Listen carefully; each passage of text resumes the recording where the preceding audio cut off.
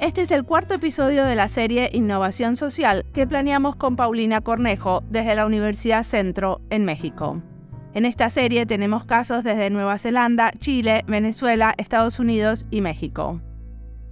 En Chile hay dos laboratorios de innovación. Uno es el Laboratorio de Innovación Pública que funciona desde la Universidad Católica, LIP-UC, y otro es el Laboratorio de Gobierno que es parte del Gobierno Nacional. Entrevistamos a varios de este último laboratorio. Hoy les presento a Mariana Fulgueiras, que nos va a contar sobre el Laboratorio de Innovación LIP-UC, el Laboratorio de Innovación Pública asociado a la Universidad Católica. Entrevisté antes a José Adar, que también trabaja en el mismo laboratorio. Mariana es antropóloga y trabaja hace mucho en diseño. Ella nos va a contar por qué tipo de proyectos la convocan y cómo trabaja en laboratorio. Mi nombre es Paulina Cornejo. Mi nombre es Mariana Salgado y esto es Diseño y Diáspora.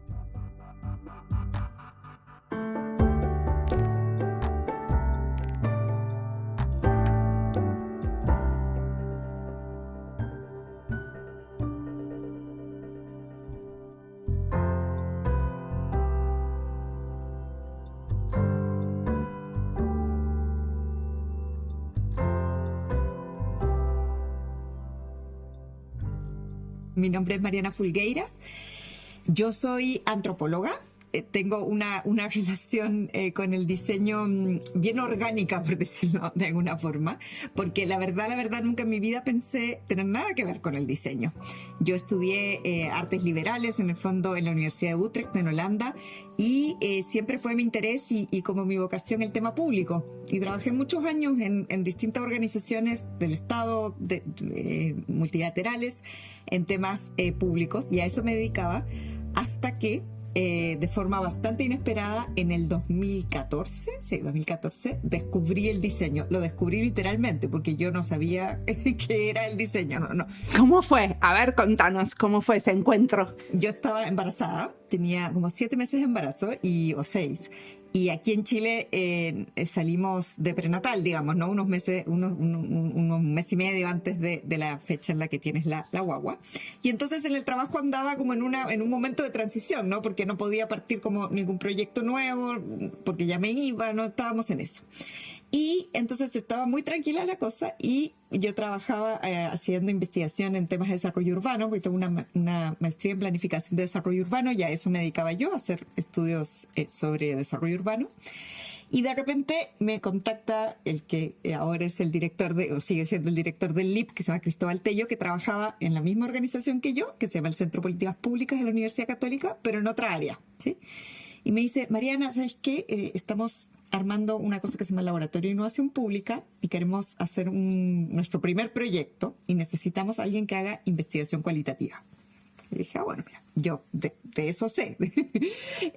Así que me dijo, ¿te sumas al equipo? Yo sé que estás saliendo de prenatal, pero en el fondo nos podrías ayudar en la primera parte. Y entonces le dije, sí, encantada, presentemos la propuesta. Y fue bien particular esa experiencia porque fue la primera consultoría que hizo el LIP. Fue 2015 en realidad. Y esto era una licitación. Aquí en Chile, como en muchos países de Latinoamérica, el Estado contrata, ¿no?, a través de licitaciones públicas. Esto era una licitación en la que se pedía hacer un rediseño del Fondo Nacional de Cultura y las Artes, el FONDART, que es la institución que financia en el fondo el grueso de la inversión que hace el Estado en materia artística. Y querían una cosa súper estándar, una revisión de referentes internacionales y de literatura experta y una propuesta de expertos, ¿no? Y entonces el naciente LIP, porque recién partíamos, nos juntamos con Cristóbal Tello, con Bernardita Figueroa, con Catherine Mollenhauer, con Paula Wood. En ese minuto también era parte del LIP Sol Pacheco.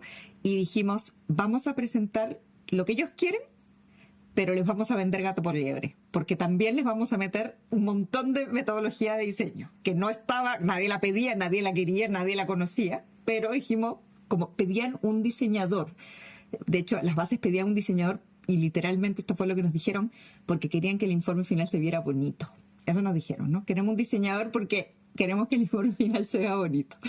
Entonces nos colgamos de que en la fase te decía que había que haber un diseñador y le metimos un montón de metodología de diseño, además de todo lo que ellos nos pedían, ¿no? Supongo que hicieron talleres de codiseño con diferentes actores de la cultura. Exactamente. En el fondo nosotros lo que hicimos fue proponer un mecanismo, un enfoque de creación conjunta de las propuestas, ¿no? Entonces pusimos, en ese minuto nosotros estábamos partiendo, así que usábamos principalmente la metodología del Design Council, que había estado en Chile un año antes dándonos unos talleres como en el fondo, de formación. Pensamiento de diseño, ¿te referís? Sí. Y estábamos, en ese minuto usábamos el doble diamante. Que lo seguimos usando, solo que después le metimos un poquito de mano y ahí les vamos a contar. Así que en el fondo partimos con esta propuesta del doble diamante y con la metodología de diseño, además de lo que ellos pedían, y hicimos nuestra primera propuesta. Y la verdad es que yo me enamoré de la disciplina, en el fondo la conocí y me enamoré, porque yo estaba ahí como antropóloga haciendo la parte cualitativa, ¿no? Eso era como mi trabajo, pero claro, conocí a la Katy, a la Bernie, a las metodologías, principalmente en ese minuto de diseño de servicios, que era lo que en la Escuela de Diseño de la Católica se estaba trabajando con mucha fuerza, pero que nunca lo habían aplicado al mundo público, siempre lo habían trabajado con el mundo privado, ¿no? Entonces fue esta primera experiencia y bueno, de ahí hasta acá han pasado 8 años, hemos hecho un montón de cosas, o 9 ya, y así llegó esta antropóloga a conocer un poco más del diseño y la verdad es que ahora no me imagino mi vida, ni personal ni profesional sin él, pero así partió. Perfecto. ¿Y querés contarnos de algún proyecto en particular que haya sido como así importante de los que estuvieron haciendo en el laboratorio?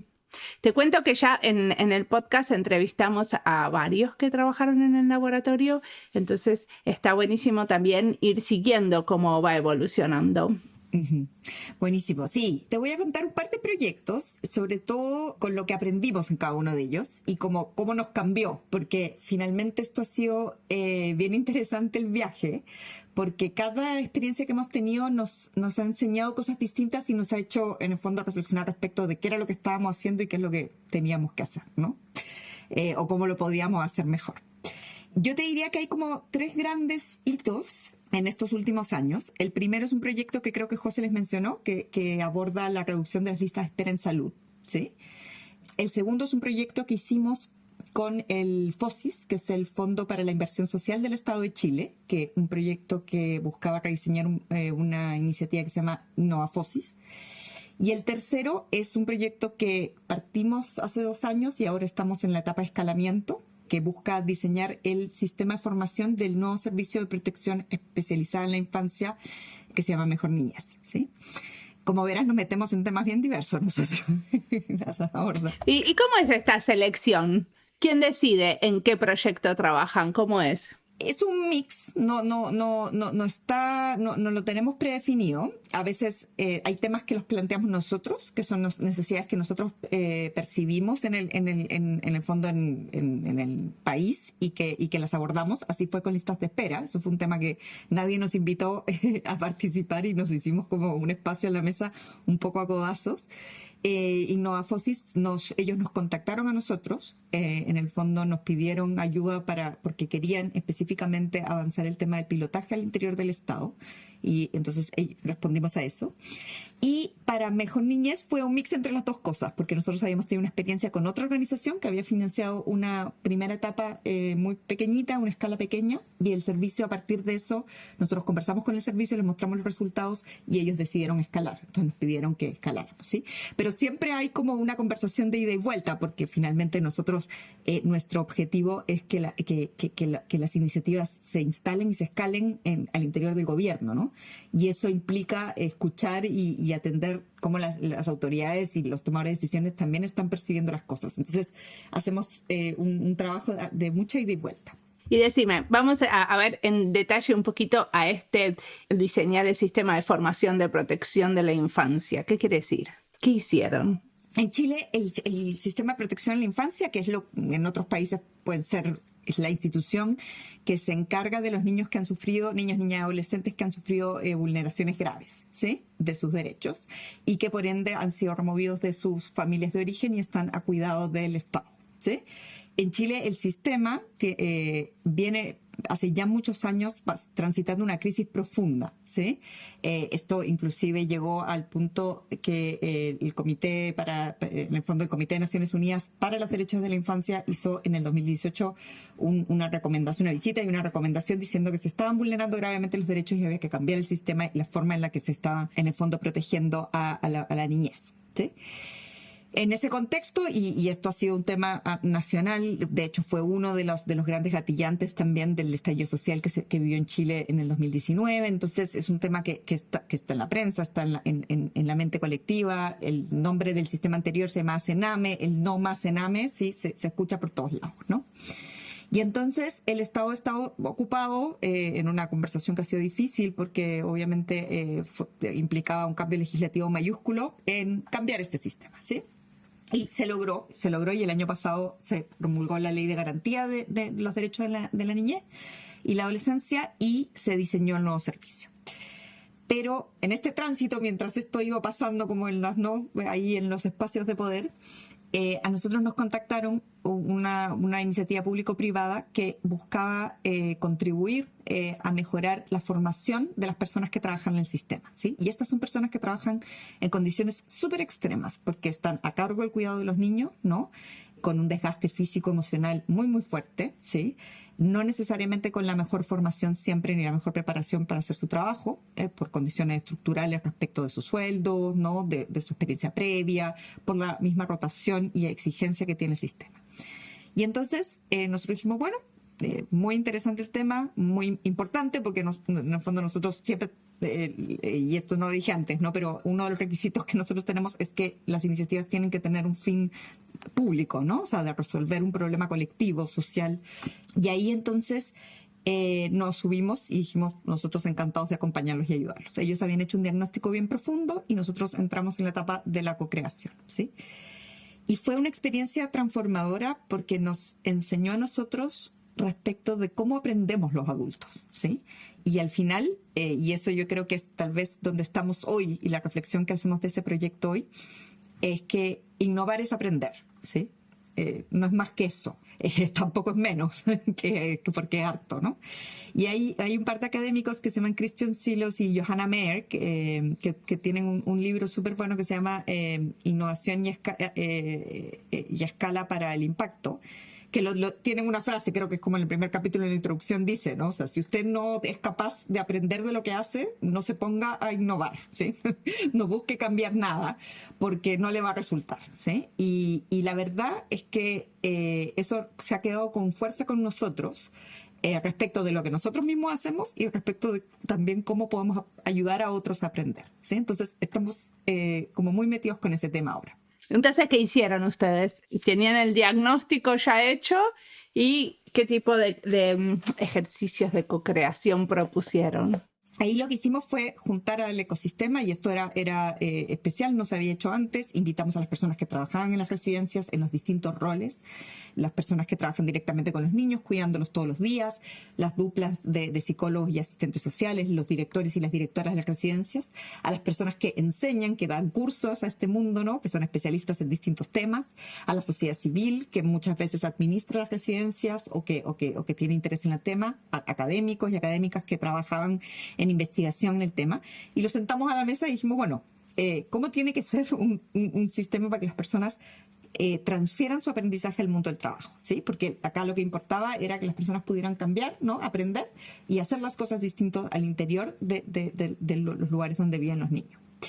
Y en el fondo lo que salió fue absolutamente y radicalmente distinto a lo que había, ¿sí? Esto, antes la gente recibía una capacitación cada cierto tiempo, como tal vez nosotros podemos recibir en nuestro trabajo, ¿no? 1 o 2 veces al año, un taller de todo un día, donde te muestran cómo se hacen las cosas distintas, te cuentan de alguna teoría, etcétera, etcétera. Y en el fondo lo que las personas nos pidieron desde las mismas residencias en la co-creación fue: esto no puede ser algo esporádico. El aprender es parte de nuestro trabajo y nosotros, claro, necesitamos aprender de los especialistas, pero también necesitamos aprender de nosotros mismos, ¿sí? De nuestros compañeros, de cómo nos coordinamos y cómo abordamos los desafíos que tenemos en el día a día.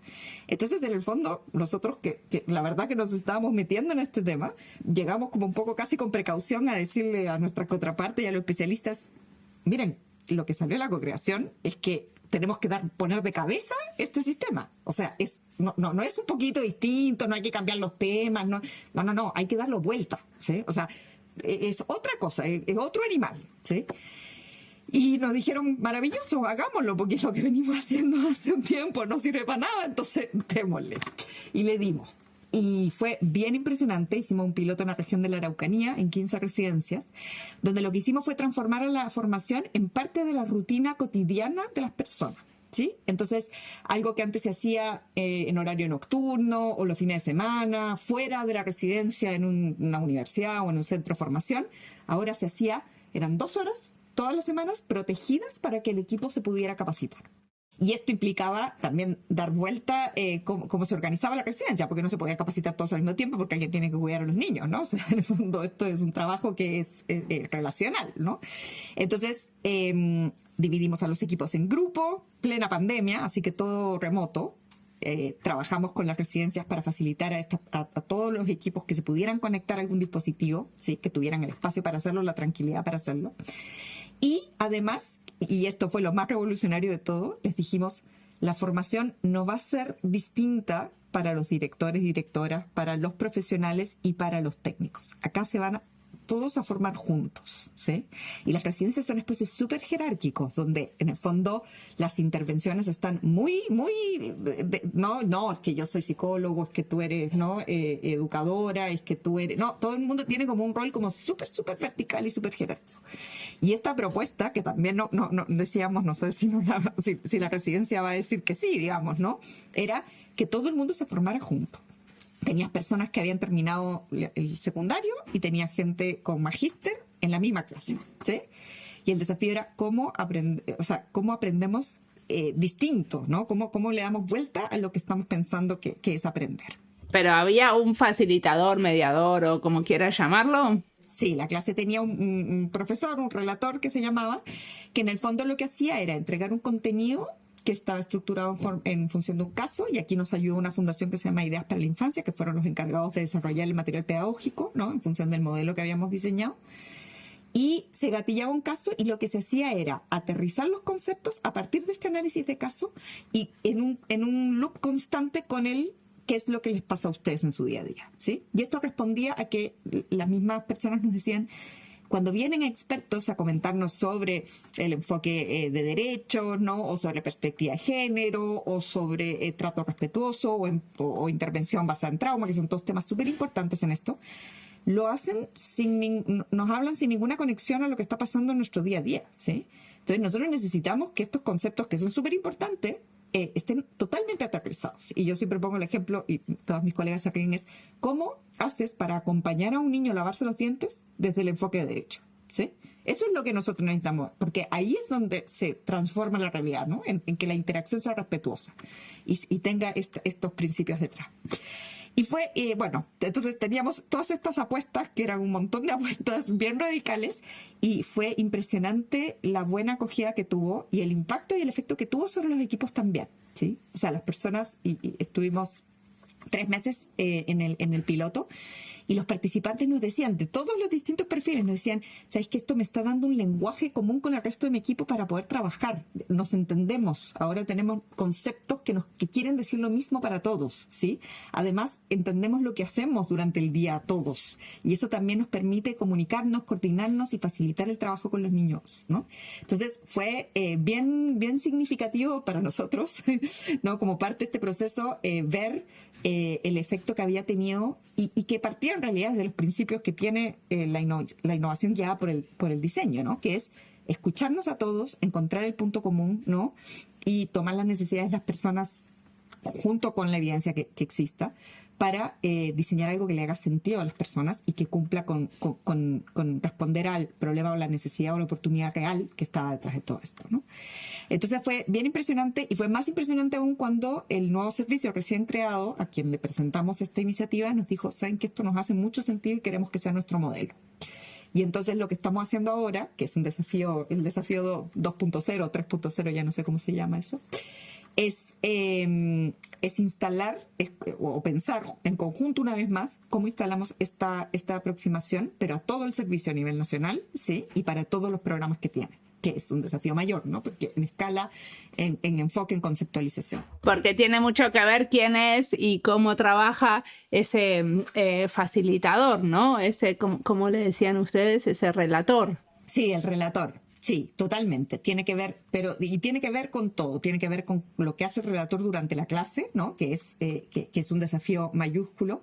Tiene que ver con cómo se estructura dentro de la burocracia, ¿no? Cómo se evalúa a las personas, cómo se financia las horas de capacitación, cómo se consideran dentro de los turnos, ¿no? O sea, hay cosas, y eso ha sido también nuestra experiencia.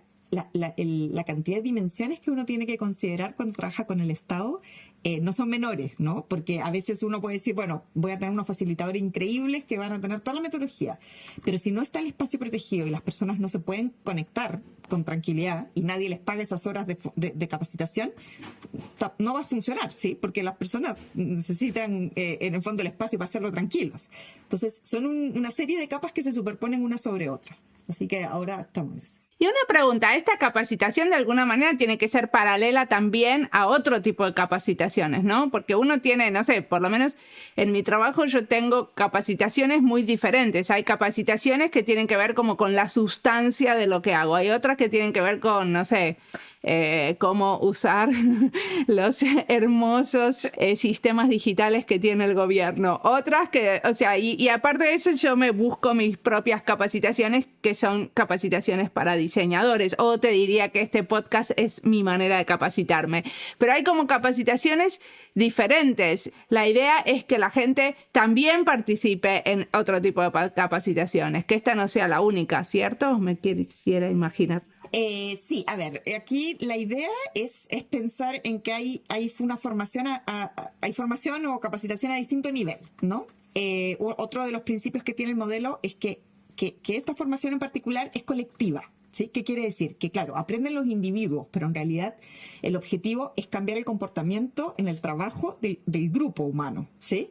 Porque no te sirve mucho que cada individuo sepa hacer mejor su trabajo si no puede hacerlo mejor respecto en conjunto, ¿no? Y respecto de los demás. Entonces, es una formación colectiva que aborda las necesidades que tienen cada uno de los programas en particular de forma colectiva también, ¿sí? Y eso, por supuesto, se puede complementar con formación, como tú dices, ¿no? Específica a temas que tal vez a mí me interesan o que son más pertinentes a mi perfil. Entonces, lo que nosotros, y el modelo que diseñamos el año pasado y que estamos en este minuto recuestionándonos nosotros mismos para poder ampliarlo, tiene una parte sincrónica, por decirla, porque es casi todo remoto, pero sincrónica, ¿no? Que es una clase donde nos juntamos todos y aprendemos juntos. Tiene un componente de autoaprendizaje, donde uno puede ir potenciando y explorando temas que son de su particular interés y que también además son apropiados a tu función y tu perfil, ¿sí? Y en el fondo, y tiene un componente que es clave, que se llama acompañamiento reflexivo, que son espacios casi de trabajo en grupo y de análisis como de situacional de cómo esto que estamos aprendiendo nos afecta y se refleja en nuestro trabajo, ¿no?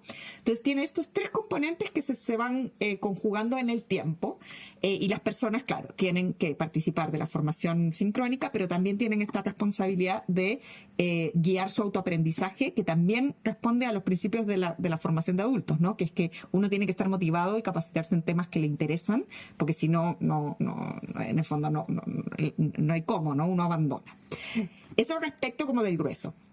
Además, en las sesiones de reflexión, la idea es empezar a evaluar cómo estamos usando los instrumentos, ¿no? Que vendrían a ser como los software que tú mencionas, ¿no? Cómo estamos usando los instrumentos que los protocolos y la institución nos pide. Y eso no es menor porque, en el fondo, por ejemplo, ¿no? En las residencias existe una cosa que se llama el plan de intervención, que es el plan donde se define, ¿no? El trabajo que se va a hacer con cada uno de los niños, niñas y adolescentes.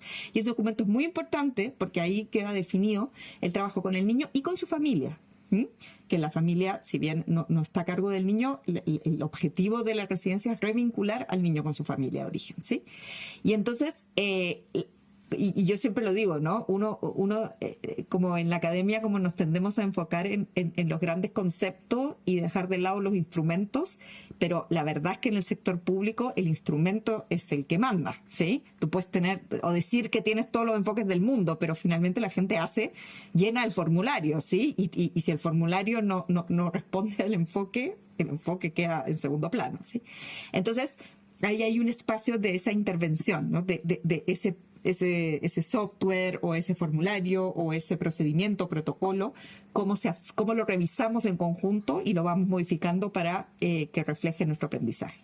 ¿Sí? Y esas son las sesiones de reflexión que en la psicología son súper comunes, pero que nosotros en las ciencias sociales, por lo menos en mi experiencia, no lo tenemos tan integrado todavía, ¿no?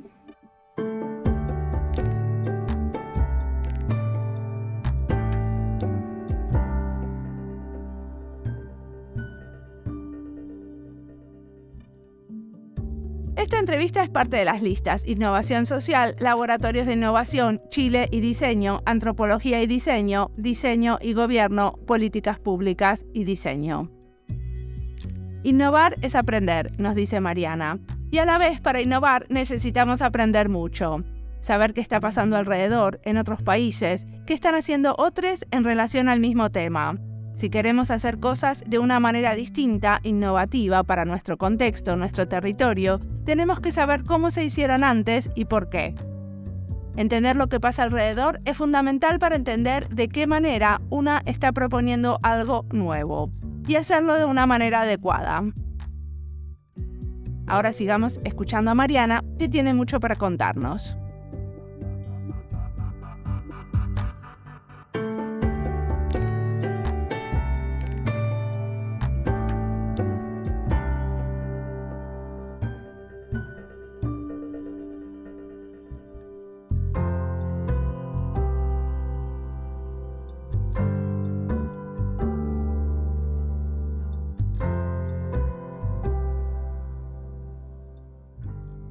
Mariana, justo pensaba, ¿no? Pues este proyecto tiene una complejidad de derechos humanos, de financiamiento, de jerarquías organizacionales, pues de diseños muy puntuales, de artefactos, y me pregunto, ¿cómo se ve del otro lado el equipo que diseña esto, ¿no? Porque creo que en los estudiantes de diseño que les encanta este tema de políticas públicas dicen, oye, pues ¿qué tanto tengo que saber yo de políticas públicas, de ciencias políticas, de ciencias sociales para adentrarme en estos proyectos, ¿no? ¿Cómo funciona? ¿Y cómo ves tú ese camino formativo de un diseñador una diseñadora que no está en temas de políticas públicas y que quiere hacer esa transición?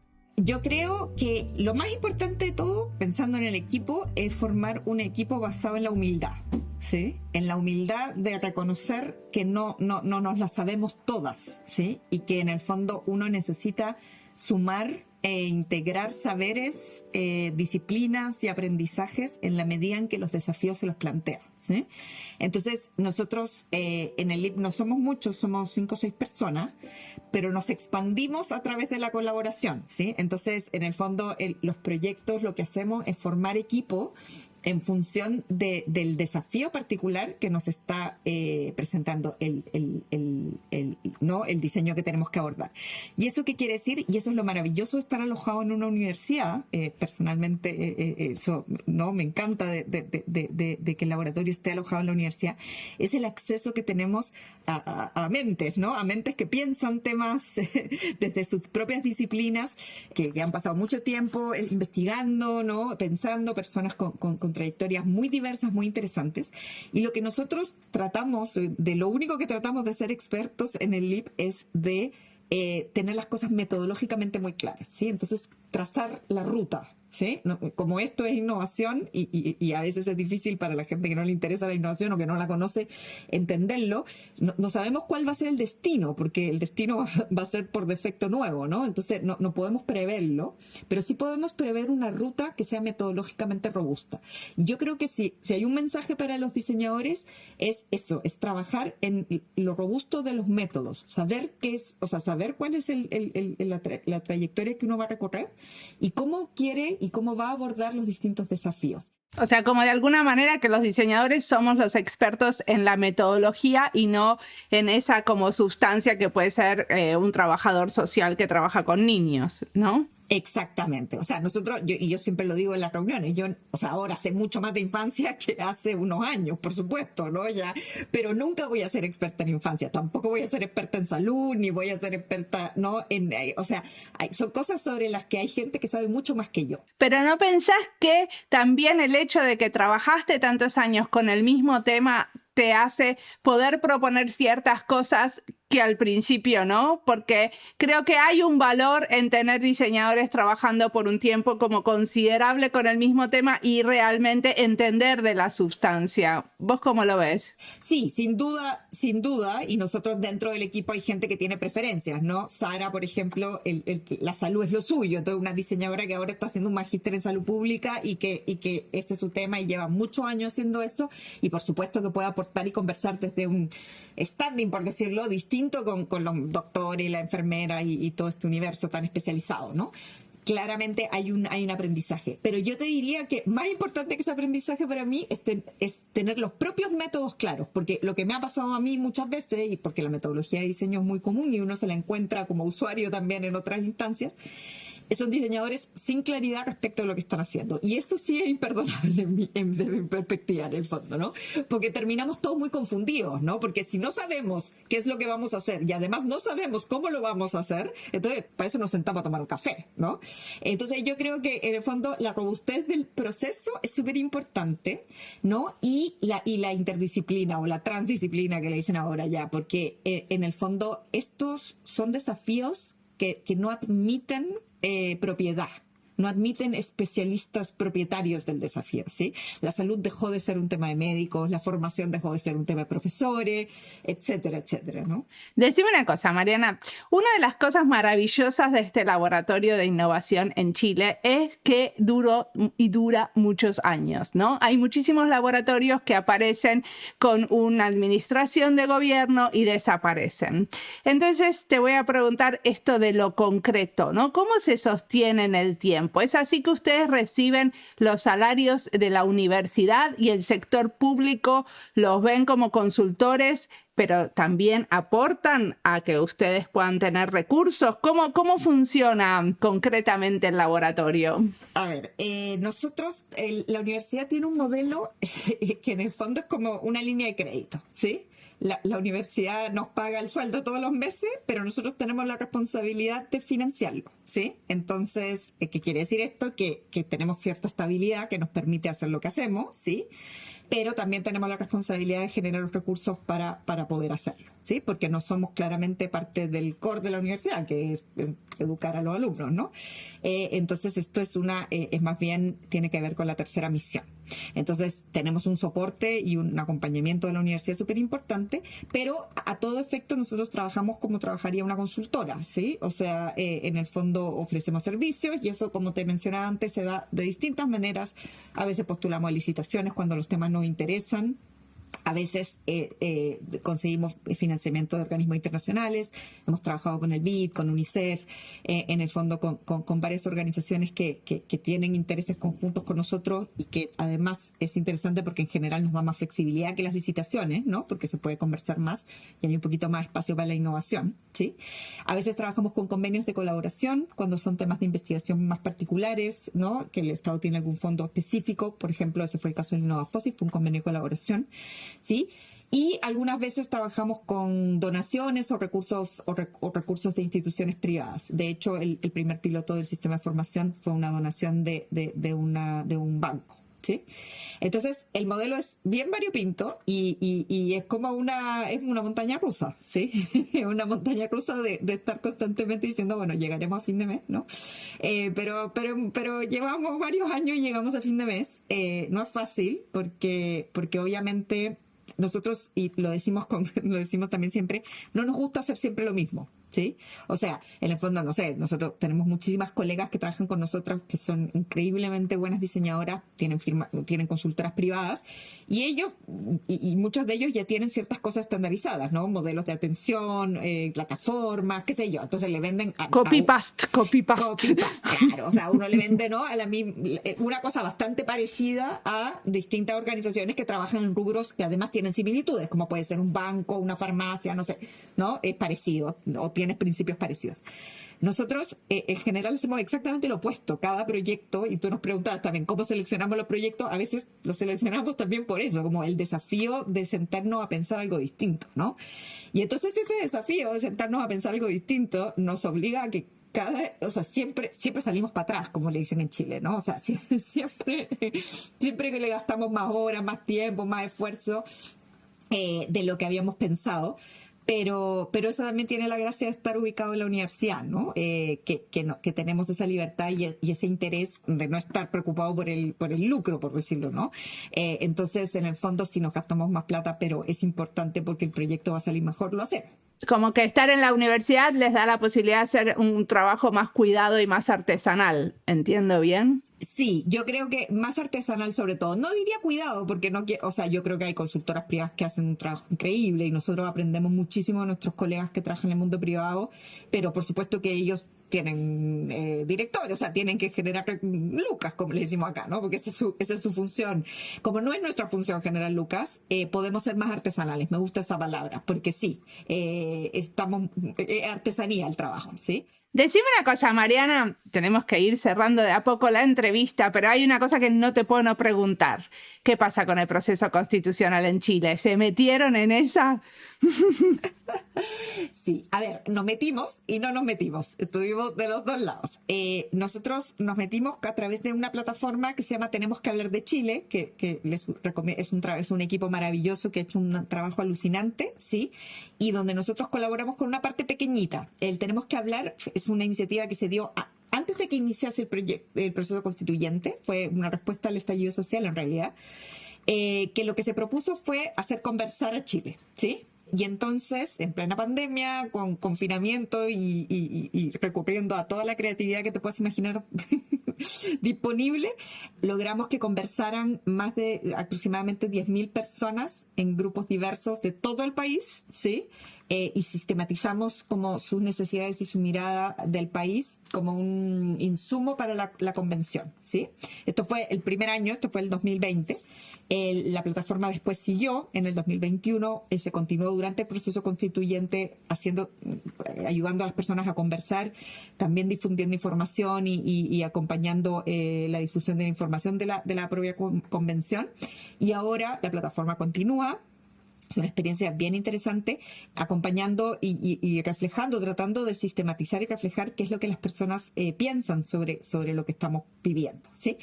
Nosotros en ese proceso, en el equipo que Tenemos que hablar, somos los responsables del diseño metodológico de los diálogos, ¿sí? Entonces nos metimos a diseñar cómo lográbamos que las personas conversaran y no era fácil porque era un momento donde estaban todos los ánimos muy crispados.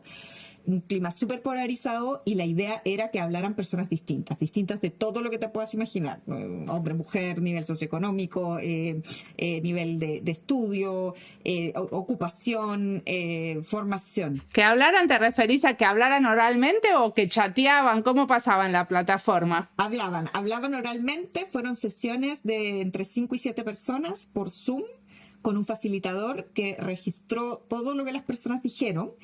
Y colaboramos con la Universidad de Chile, que es parte del Tenemos que hablar también, con un equipo de ellos especialista en análisis de lenguaje natural, que sistematizó los resultados, ¿sí? Y a partir de eso, en el fondo, se pudo reflejar lo que había opinado las personas, y además los lingüistas, que son unas personas alucinantes que hacen un trabajo maravilloso, te pueden analizar no solamente lo que las personas dijeron, sino también cómo lo dijeron y qué implicancia tiene cómo lo hayan dicho, ¿no? Entonces es distinto cuando uno dice algo y lo dice en futuro, cuando lo dice en pasado, cuando lo dice en presente, cuando el sujeto es propio o cuando el sujeto es todas cosas que nos enseñaron a nosotros, pero bueno. Fue interesante porque además el trabajo de diseño de la metodología lo hicimos con ellos, entonces pudimos pensar en la sistematización desde el inicio, tema muy importante cuando uno organiza diálogos, ¿no? O cualquier proceso en realidad de trabajo conjunto. Y entonces eso fue un gran insumo y yo creo que la convención lo agradeció mucho porque la convención fue una locura, digamos, ¿no? En tiempo, en desafíos, en el trabajo que tenían que hacer, en el tiempo que tenían que hacerlo, además de poner de acuerdo un montón de personas que no necesariamente pensaban parecido, ¿no? Entonces, Tenemos que hablar, yo creo que fue un soporte importante compartiendo la experiencia de participación y cumpliendo este rol de retroalimentación ciudadana constante a lo largo de todos los meses, ¿no? Entonces te digo que nos metimos porque nos metimos en esa parte.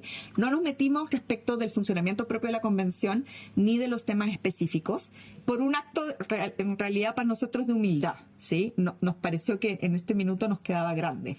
Yo no me podía sentar ahí y lo pensamos, o sea, y varias personas nos preguntaron, oye, ¿no? ¿Qué van a hacer ustedes respecto de esto? Pero nosotros dijimos, bueno, la verdad es que yo no me puedo sentar a decirle a la convención cómo tiene que discutir estas cosas. Sí, entendiendo los límites de cada uno, totalmente. Y decime una cosa, nos recomendaste antes, ¿qué nos recomendás para leer? Antes nos habías recomendado Innovación y Escala para el Impacto. ¿Hay algo más que si queremos leer, qué tipo de cosas te están inspirando para leer, escuchar o mirar en este momento que también querés recomendarnos? Sí, mira, ese de todas maneras, Innovation and Scales for Impact de Silo Cimer, es un libro, está en Kindle, es súper barato y vale mucho, mucho la pena.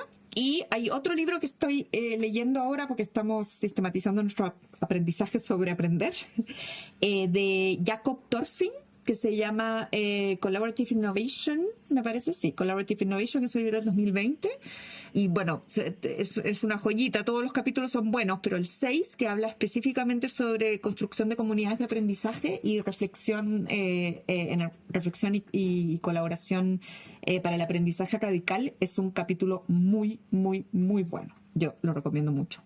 Buenísimo. ¿Y qué te imaginas que va a pasar con el laboratorio en el futuro? Bueno, el próximo año el LIP cumple 10 años, así que estamos pensando justo en eso, es eso que tú nos preguntas.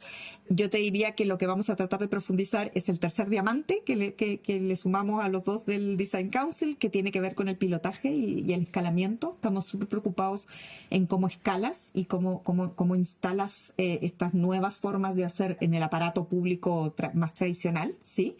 Y estamos muy concentrados en el aprendizaje. Así que yo creo que nuestros proyectos y también en el fondo, nuestro futuro tiene que ver con profundizar eso. Y el próximo año lo que queremos poder hacer es, nosotros en nuestros ratos libres, como le decimos, tratamos de publicar una serie de documentos de trabajo que lo que hacen es sistematizar un poco nuestras reflexiones sobre lo que vamos haciendo. Y tenemos como 4 o 5. El último lo hicimos con Emilio a raíz del estudio que hicimos de accesibilidad digital para personas con discapacidad visual, tema sobre el que no sabíamos nada, y Emilio nos enseñó junto con Dominique. Así que eso fue creo que José Alar les contó un poquito más de eso en el podcast. Así que queremos sacar un libro, no sé si es un libro, tal vez no sea un libro, pero en el fondo queremos poder sistematizar un poco más lo que hemos aprendido hasta ahora. Así que deberíamos el próximo año tener eso listo. Estamos ya trabajando para ustedes. Preguntarte, Mariana, el reto súper grande del tema de políticas públicas, de fondeo, de trabajar con gobierno, ¿a ti qué te inspira a estar en el tema de diseño de políticas públicas y no en el sector privado? Te puedo dar la respuesta polite o la respuesta sincera. La respuesta sincera es que hay personas a las que nos gustan los problemas. Y a mí me gustan los problemas, en el fondo, me aburro rápido. Creo que esa es la motivación como compartida por todo. Acá en Chile eso se llama un cacho, ¿no? Y nosotros siempre decimos, a nosotros nos gustan los cachos, nos gustan las cosas que a los demás como que no les gustan tanto. Pero más allá de esa sinceridad más humana, digamos, ¿no? De lo que me despierta a mí todas las mañanas y por qué hago esto. Yo creo que, y pensando en personas que trabajan en diseño, yo creo que el diseño tiene herramientas absolutamente transformadoras. Y no es fácil, pero cuando uno logra posicionar el uso de esas herramientas para resolver problemas y desafíos que son colectivos, la oportunidad para la transformación es realmente potente. Entonces, cuesta, ¿no? Es más difícil, hay más resistencias, a veces no, pero hay menos plata, eso seguro siempre, pero vale la pena porque cuando llegas al final del camino, el impacto es alucinante, ¿sí? Entonces, a nosotros nos pasa eso, y nos demoró lograr impacto, porque en nuestros primeros años hacíamos puros diseños bonitos y nada pasaba, pero desde que hemos empezado a lograr impacto y hemos visto la transformación de la realidad, ha sido súper potente. Entonces, mis 2 cents, como dicen los gringos, serían, vale la pena estudiar diseño, vale la pena estudiar diseño y meterse en temas de política pública, ¿sí? Con humildad, con paciencia y con trabajo en equipo, ¿no? Que es como al final se logran, desde mi experiencia por lo menos, los buenos diseños. Buenísimo, muchísimas gracias por esta entrevista, Mariana.